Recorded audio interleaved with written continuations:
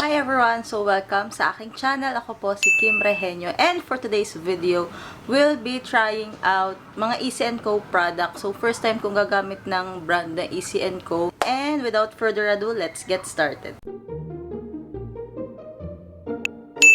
So first one, meron ako dito nitong Easy & Co Active Skin Tint.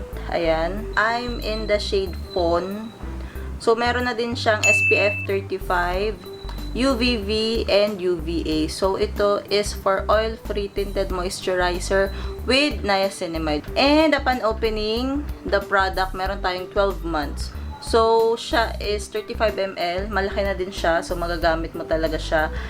This is for the price of... So, lalagay na lang natin dito yung price. Nalimutan ko nang i-search kung magkano yung price. Pag naglalagay ako ng tinted moisturizer, fingers lang talaga yung gamit. Kagandahan din kasi ng tinted moisturizer.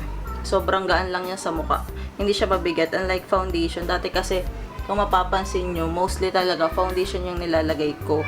Kasi nga, meron tayong mga acne marks, meron pa tayong mga active acnes noon. Pero ngayon, as you can see, marks na lang. So, konti lang pala yung nilagay ko.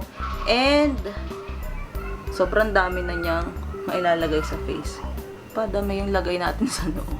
So, maglagay na rin tayo sa leeg para pantay. So, medyo nag-mattify yung face ko do sa tinted moisturizer. Hindi na, katulad kanina yung pagharap ko sa inyo, medyo oily, glowy. Ayan, no?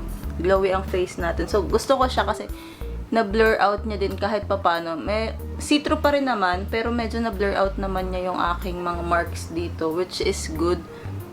So, pwede pa rin namang dagdagan kung gusto nyo. Pero sa akin kasi okay na to. Gusto ko lang yung natural finish, natural looking. So, ito na yung ating tinted moisturizer. So, wala akong kinuha na, ang tawag dito, concealer.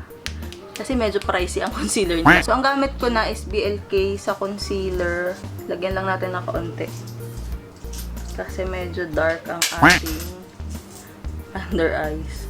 So, next natin is, meron ako dito is yung cream cheek blush ng Easy & Co. Dalawang shade. Ito yung baby girl, ito yung safe word. So how to use? Use a brush or fingertips to dab onto the cheeks, eyes, or lips and blend. Apply more layers as desired. Baby girl. Ito yung safe word. Yan. So dahil mainit, gamitin natin na yung brown. So yan yung itsura ng safe word sa akin.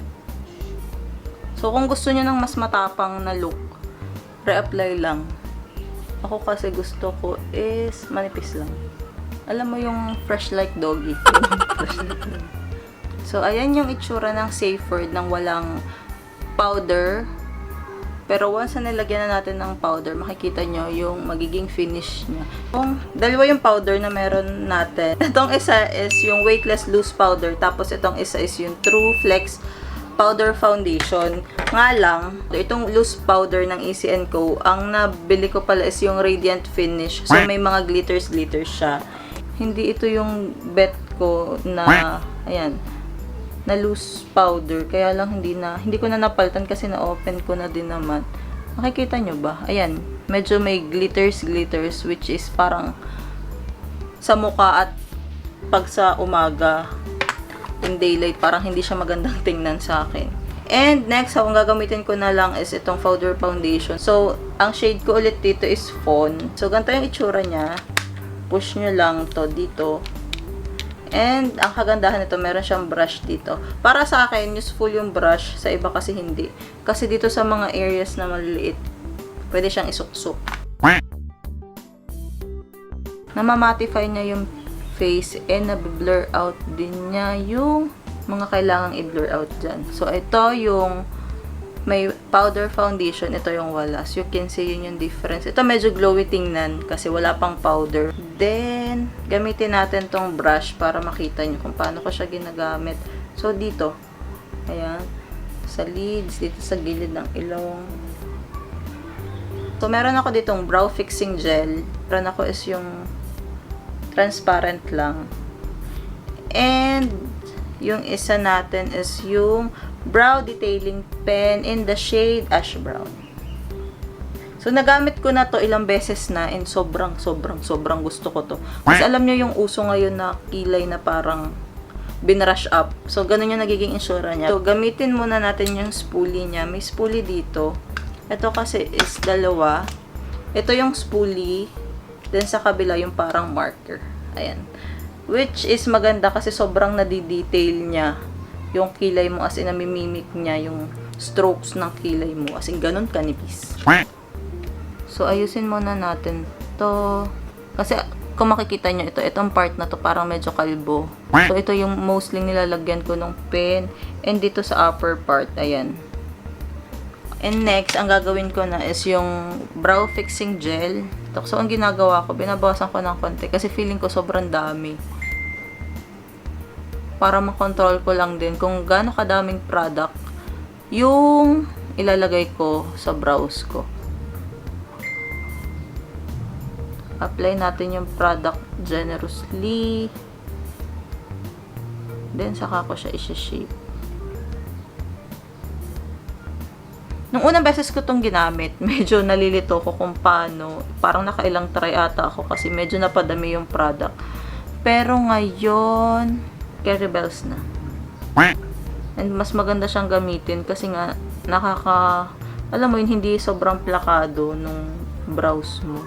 Tapos yung ginagawa ko, ito na lang part na to ng spoolie, yun yung pinang-aayos ko ng brows ko. Para paglalagay ko ng pen, okay na siya, susundan ko na lang. So, next one, yung pen na yung gagamitin natin. Yung may mga blank areas lang yung nilalagyan natin.